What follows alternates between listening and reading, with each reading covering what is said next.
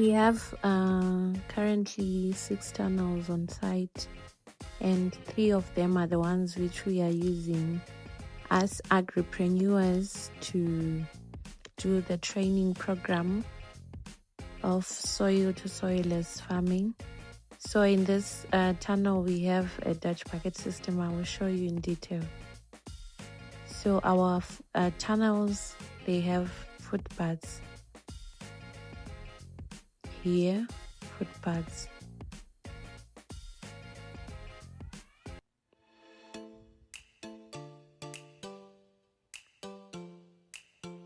So this tunnel has a different system. It has an NFT system.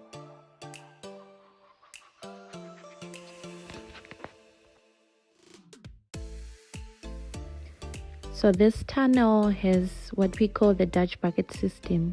This system we use it to plant vine crops like tomatoes, like bell peppers, English cucumber.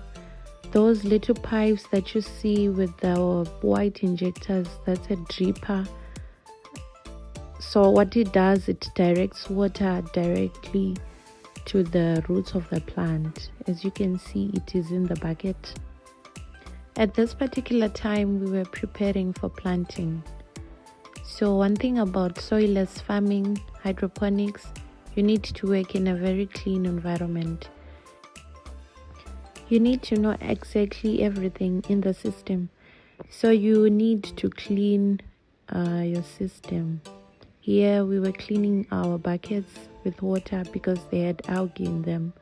But this is a very new system. It wasn't used before, so it was quite easier to clean it.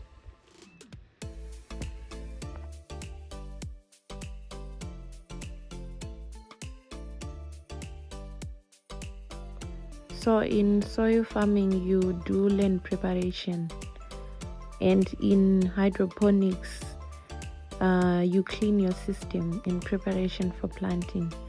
So preparation for planting in soilless farming is quite easier than in soil farming, and you need less people, of course.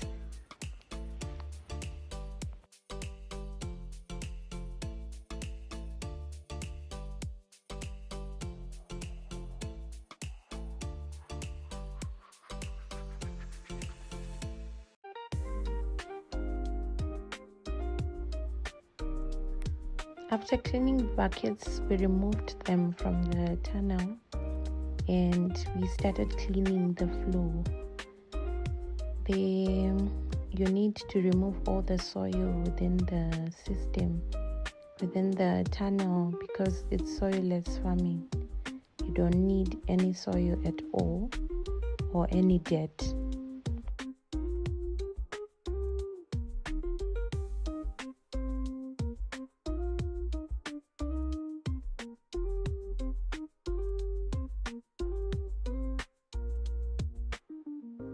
In the Dutch bucket system, you need to put media. There are different types of media, but as we are using wood sawdust, eucalyptus sawdust. So that's the one I am filling in the bucket there. So you need to at least 3/4 fill your bucket. So this media will be for the support for the plant. Otherwise, it has to be sterile. It doesn't have to give anything else other than support to the plant. It has to have a good moisture retention such that overnight when we are not watering, the plant would be receiving moisture from the media.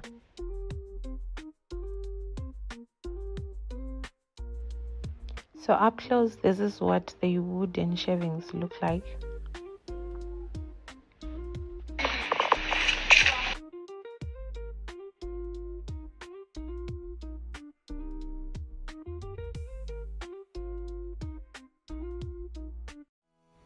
So this type of media takes time to absorb and retain moisture. So we had to come in with a hose pipe and mix the media up with water.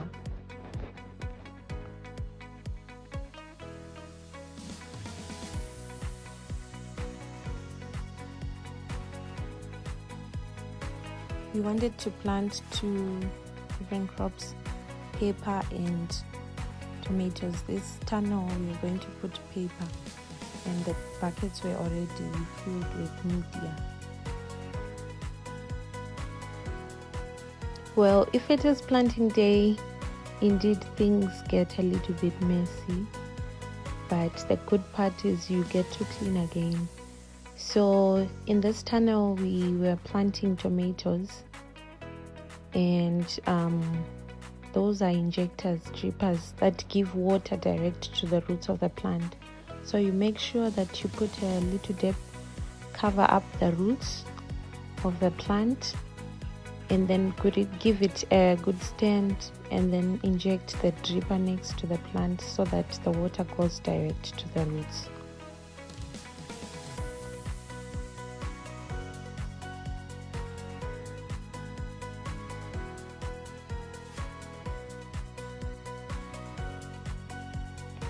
We watered manually on transplanting day because our media was taking time to absorb and retain moisture, of which during planting or transplanting you need the plants to be submerged in a certain amount of moisture, which can help the roots to survive and escape transplanting shock effects.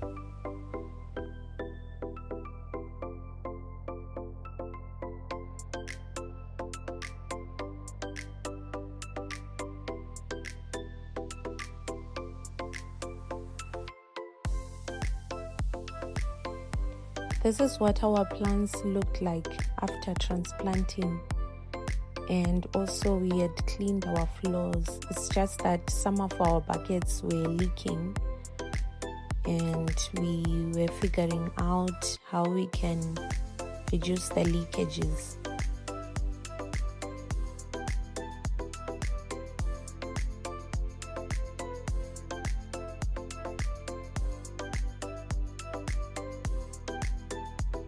We noticed that we were getting a lot of leakages because of our terrain. Our buckets were not sitting properly, so we got those wooden blocks to place under the bucket so that it stands well. So those were the blocks that we were using. So each bucket was going to have one block under it. It raises it up and minimizes the chances of the bucket leaking.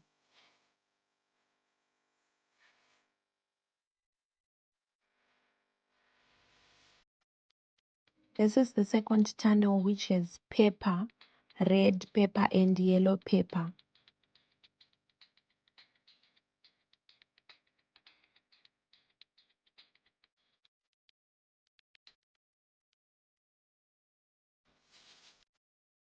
And this is day 2 of the tomato plants.